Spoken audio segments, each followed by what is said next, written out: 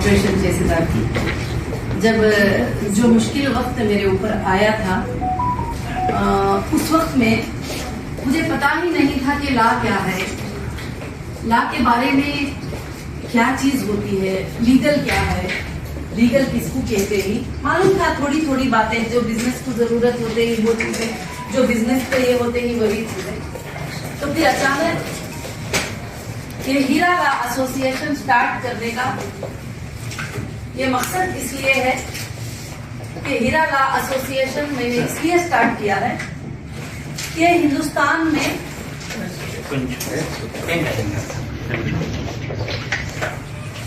में जो प्रिजन्स हैं, वो प्रिजन्स के अंदर जो इनोसेंट पीपल हैं, जो महिलाएं हैं, उनके ऊपर सबसे पहला काम करना हमारा मकसद है। और खासकर से जब मैं अंदर गई थी उस वक्त में अरेस्ट होकर, इंडियन कॉन्स्टिट्यूशन बहुत ग्रेटफुल ऑर्डर्स हैं। अरेस्ट से लेकर एक प्रिजनर्स की कैसी सेफ्टी है, किस तरह से उसको रखना है, किस तरह से उसको देखना है, क्या क्या उसको कर सकते हैं, क्या नहीं कर सकती, मैनुअल में पूरा जेल के आ गए। मगर जब मैं वहां पर अंदर गई तो उस वक्त मैंने देखा तो जेल एक मैनुअल के तरह नहीं चल रही थी, जो अपनी मर्जी से जैसे चलाना चाहते हैं वैसे ही चल रही थी। तो उसके बाद मैंने एक निर्णय लेकर जेल के तमाम तकालीफ को देखते हुए वहां पर मैंने कुछ वुमेन्स को देखा, छोटी छोटी केसेस में, जैसे घर में रिलेटिव ने केस कर दिया कि मेरा चेन उसने चुरा लिया। अब वो चुराया है नहीं चुराया है नहीं मालूम, तो उसको एक लेडी जेल में आ गई। ये मुंबई जेल का, बैतुल्ला जेल के बारे में बोल रहे हैं। तो वो आ गई अंदर। आने के बाद में एक 6 महीनों के बाद में हस्बैंड ने उसको डिवोर्स भेज दिया अंदर जेल के, कि तू जेल गई, अब मुझे नहीं चाहिए। और उसके बाद बहुत सारे बूढ़ियों को मैंने देखा, 60 इयर्स के हैं, 70 इयर्स के हैं, 80 इयर्स के हैं, ये डौरी केस में उनको पकड़ के ले जाके अंदर डाल देते हैं। तो उसके बाद उनको कोई देखने के लिए नहीं आता। बहुत सारी चीजें, अब वो सताई है क्या नहीं सताई है वो तो जज साहब डिसाइड करेंगे, हम तो डिसाइड नहीं कर सकते। तो मगर मुझे जब उस वक्त में मैंने देखा कि कई लोग, और दूसरी बात एक औरत को जो है जब वो जेल जाती है, अगर वो गर्भवती होती है तो उसका बच्चा होता है, तो उसका बच्चा उसके पास 6 साल तक रहता है, पनिशमेंट होता है, तो फिर उसके बाद वो नहीं रख सकती। जब उसके बच्चे को 6 साल के बाद उससे लेकर चले जाते हैं तो वो बच्चा कहाँ है क्या है उसको कभी पता नहीं चलता। तो काफी चीजें ऐसे हैं और काफी संस्थाएं भी हैं जो हेल्प करते हैं जाके वहां पर उनको देखने के लिए, माओं को मिलाने के लिए वगैरह सब। तो सबसे बड़ा जो प्रॉब्लम मैंने देखा है कि 2000 फाइन के लिए, 3000 फाइन्स के लिए, 10,000 फाइन्स के लिए अगर बाहर आ जाएंगे तो वो पैसा दे सकती हैं, मगर अंदर उनको वो फाइन ना पे करके 1 ईयर 2 इयर्स वैसे ही उसके अंदर रह जाते हैं। अगर वो पे भी करते हैं तो उनके सर्विस करने वाले कोई लायक नहीं होते हैं, जाके कोर्ट में उनका पेपर लेकर आए और डालें और जमा करें। ये सब चीजें मैंने देखा है अंदर, और काफी चीजें भी देखा है जो मैनुअल के बराबर नहीं चलते हैं। जैसे कोई एक कांस्टेबल है, एक अंडर ट्रायल लेडी अंदर आती है तो बोलिए 420 इधर आजा, उसको पकड़ के मारी। और गरीब है तो उनके साथ ज्यादा जुल्म है, थोड़ा इन्फ्लुएंसर है, थोड़ा देखने में ये है तो फिर उनके साथ जो है थोड़ा ये है। तो फिर ये सारे चीजों पर मैंने 2 ईयर 6 मंथ अंदर फाइट किया है। और मैंने हर बार, चाहे आईजी साहब क्यों ना रहे, चाहे सुपरडेंट साहब क्यों ना रहे, सबको भी मैंने बात किया है कि मुझे जेल मैनुअल चाहिए।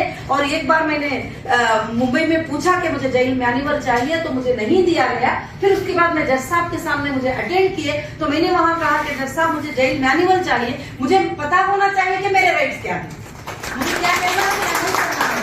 तो फिर जज साहब ने आदेश दिया कि 1 वीक के अंदर उनको जेल मैनुअल देना है हाथ में, नहीं तो बहुत गलत बात होगी। तो जब जेल मैनुअल मेरे हाथ में आया तो मैं जेल मैनुअल में देखती हूँ कि इतना सेफ, इतना सिक्योर लिखा गया है, सबके लिए इक्वल राइट्स, हिंदू के लिए, मुस्लिम के लिए, क्रिश्चियंस के लिए।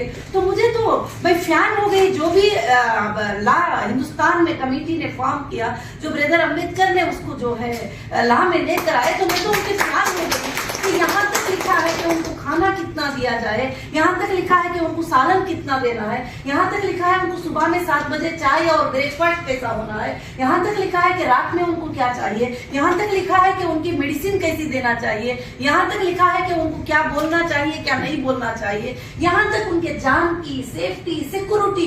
ये तो मैं तो पढ़ने के बाद तो मैंने कही कि मैं तो जस्टिस के हाउस में हूँ, मैं तो सेफ हाउस में हूँ, फिर मैं ये जेल करके क्यों फील करूँ, मैं किस लिए फील करूँ, इस बारे में स्पीच देती थी। आप क्यों फील कर रहे हैं? आप ऐसा फील करो कि आप एक कॉलेज में हैं, आप पढ़ रहे हैं, आप पढ़ो लिखो, आप कुछ गुनो, आप कुछ बनो, आपको जो आता है वो दूसरे नहीं आने वाले उमेर को सिखाओ। तो वहां पर जो वो डिप्रेशन में थे वो सब बाहर निकलना शुरू करे। हाँ, आपको ये तो वो जो कार्ड होता था वहाँ पर जो कांस्टेबल होते हैं उनको भी ज्यादा से नहीं मालूम होता है, वो बोल देते हैं कि अब तुम्हें तो पूरी जिंदगी यहाँ रहना है। अब वो बेहोश होके गिर जाते हैं। उनको मतलब बहुत सारी चीजें ऐसे सामने आते हैं जिनको ला मालूम नहीं होता है। तो ये सब चीजें देखकर आने के बाद में मैंने डिसीजन ले लिया कि मैं हिंदुस्तान की एक जेल पे नहीं बल्कि 600 मोर देन 600 जेल्स है उस पर मैं काम करूंगी और उसके लिए वैसा जस्टिस बनूंगी और मैं जस्टिस के लिए और एक ऐसा मौका देंगे कि हम जितने भी लोगों को लीगल प्रॉब्लम्स होते हैं, कभी आधी रात में प्रॉब्लम आ जाता है, कभी 2 बजे प्रॉब्लम आ जाता है, कभी 3 बजे आ जाता है, हॉस्पिटल है तो इमीडिएटली होता है, मगर लॉ के लिए कोई ऐसे सर्विसेज नहीं है कि जो 24 आवर्स होते हैं। तो फिर हमारे लॉ एसोसिएशन में ऐसा सॉफ्टवेयर रहेगा जो 24 आवर्स भी उनको लीगल जो है नॉलेज देगा और नॉलेज जो है और वो खाली सिर्फ उनका अपडेट कर देंगे। और एडवोकेट जो होंगे तमाम 29 स्टेट से, इसमें एडवोकेट्स भी जो है एनरोल्ड होंगे। और मैं सारे हिंदुस्तान में जहां तक मेरी आवाज जाएगी मैं ये कहती हूँ कि जो भी रिटायर्ड जजेस होंगे, रिटायर्ड ऑफिसर्स होंगे, रिटायर्ड सीबीआई ऑफिसर्स होंगे और ऑफिसर्स होंगे, वो सब ज्वाइन करके लीगल सजेशंस देके सब मिलकर इन मसलों को जो है हेल्प करके इनोसेंट पीपल्स को जो है रिलीफ देने के लिए लॉ एसोसिएट होगा। और इसमें और कोई मकसद नहीं होगा। और खास कर से जो है हम हर हिंदुस्तानी के लिए इसमें काम करेंगे, मगर हमारा पहला मुद्दा होगा महिला प्रिजन्स, महिला जेल और महिलाओं के बच्चों के ऊपर काम करेंगे और उन बच्चों के ऊपर सोचेंगे जो जेलों में पैदा होते हैं। आज हम यहाँ बैठे हैं, जो जेल में पैदा होने वाले बच्चों के लिए कोई सोचता नहीं है। यहाँ पर देखते हैं कि ये गरीब बच्चा है, वो गरीब, सबसे गरीब वो बच्चा होता है, सबसे हेल्पलेस वो बच्चा होता है। वो बच्चे को ले जाके कहाँ डालते हैं, क्या पढ़ाते हैं, क्या करते हैं, उस पर हम टोटल जेल के बच्चों के स्कूल्स पे नजर रखेंगे। और मेरा इरादा है कि उन बच्चों को भी जैसा दुनिया में माँ बाप पढ़ाते हैं उस तरह से हम उनको एजुकेशनल में बहुत आगे ले जाकर उनको इंटरनेशनल बनाकर जेल में पैदा होने के बाद भी तुमको हिंदुस्तान में देखो कितना अधिकार है, कैसे तुम आगे बढ़ सकते हो करके बोल के उनको बताना मेरा मकसद है। और वो मैं राइट अप कर रही थी, कभी समझ में नहीं आता था, रात में बैठ के सोचती थी कि मैं कब स्टार्ट करूं ये काम, मैं कब स्टार्ट करूं। मैं अंदर गार्ड से वादा करके आई थी कि मैं बाहर जाऊंगी ना, मैं इनके लिए काम करूंगी। सब लोग बोलते थे, हाँ सब लोग ऐसा बोलते हैं, बाहर जाते हैं तो हमको भूल जाते हैं, फिर कोई हमारे लिए कुछ काम नहीं करता। और उसी तरह से बहुत सारे लोग शिक्षा वाले होते हैं, जब उनकी शिक्षा खत्म होती है तो उनको लेने भी कोई नहीं आता। मालदारों को तो आ जाते ही, जो गरीब लोग होते हैं, शिक्षा होती है कंप्लीट होती है, उनको लेने कोई नहीं आता। माँ वेट कर रही है कि मेरा बेटा आएगा, तो बेटे को कॉल कर रहे हैं सुपरडेंट साहब, तुम्हारी माँ का शिक्षा खत्म हो गया, 10 साल कंप्लीट हो गए, तुम आके लेके जाओ। तो बोलते हैं कहीं भी भेज दो, वो हमारे घर में नहीं आ सकती।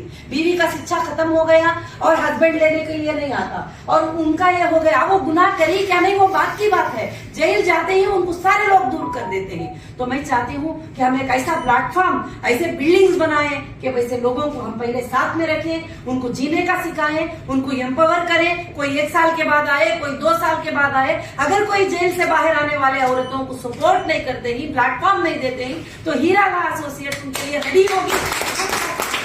हम इनको साथ भी देंगे, हम इनको सिखाएंगे भी। ये सारे चीजों को मैंने जो है सोच कर रखा है। मगर आज मैं गार्ड का बहुत ज्यादा शुक्र अदा करती हूँ कि वो आज ये मौका लेकर आ गया है। तो हम लोग कॉन्फिडेंटली काम करेंगे तो ये काम कर पाएंगे हम। और हमें हमारे कोर्ट्स भी ऐसे कामों के लिए सपोर्ट करते हैं। सपोर्ट क्या है, जो लॉ में है, जो एक्ट में है, वही काम हम कर पाएंगे और उससे आगे तो कुछ नहीं कर पाएंगे। हम तो किसी को डोर खोल कर लेकर तो नहीं आ सकते। हम जज साहब के पास जाएंगे और उनके सामने रखेंगे ये तकलीफ है, अगर वो रिलीज करते हैं तो लाएंगे, मगर वो कोशिश करने वाले भी नहीं है। और उसके बाद जेल में मुलाकात नहीं मालूम बहुत सारे लोगों को, एक बार जेल में लेके चले गए तो माँ को भाई को मिलने के लिए जाना, ये सब कुछ नहीं पता होता है। तो फिर हम वो सारा नॉलेज जो है लोगों को देंगे, और यूट्यूब के ऊपर हमारा चैनल रहेगा, ऑनलाइन पे हमारा चैनल रहेगा, और लीगल जितनी मालूमात है वो लीगल मालूमात नेशनल इंटरनेशनल के लिए भी करने के लिए ये है। और मैं इंटरनेशनल बिजनेस वुमेन होने के नाते जैसे दुबई, कतर, कुवैत वगैरह, वहां भी हमारे इंडियंस को काफी प्रॉब्लम आ जाते हैं, उनको पता नहीं चलता है और उनको कोई बात करने वाला नहीं होता है। हमारा एक विंडो खुला रहेगा, वो लोग इंटरनेशनल से भी हमारे पास अप्लाई कर सकते हैं कि हमारे से पॉसिबल है, अगर जैसे हमारे साथ हैं और भी दूसरे सब जो भी हैं तो पॉसिबल है तो हम उनकी मदद करेंगे, भले उनको लाने की मदद करेंगे, भले उनको एक फोन से लीगल नॉलेज की मदद करें, भले उनको कुछ पैसे की मदद करें, जो भी मदद है तो मदद हम जरूर से जरूर करेंगे। और मैं सबको बहुत थैंक्सफुल हूँ। आज हमारी ये छोटी टीम बैठी है, 1 साल के बाद 10,000 लॉयर लोग इंशाअल्लाह, और फ्री सर्विस जेल के सामने 10 वकील खड़े रहेंगे और फ्री सर्विस करेंगे और जाकर लोगों को जो है वो काम करेंगे। ये मकसद से ये लॉ एसोसिएट स्टार्ट हुआ है। और मैं जब तकलीफ उठाई तो मुझे ये तकलीफों के बारे में समझ में आया, तो मैंने गार्ड से यही कहा कि मेरा जाना बेकार नहीं था, इसलिए था कि मैं मालूमात करूं, मैं इस बारे में नॉलेज आए मुझे, और मुझे गार्ड दिखाना चाहते थे देखो कैसे जुल्म होते हैं ये चीजों के, कुछ इंटरनल बातें हैं वो मैं बता भी नहीं सकती पब्लिकली, इस तरह के टार्चर्स वहां पर होते हैं, तो उस पर नजर रखा जाएगा और जेलों में हमारे एसोसिएट की तरफ से विजिट किया जाएगा और वहां देखा जाएगा कि क्या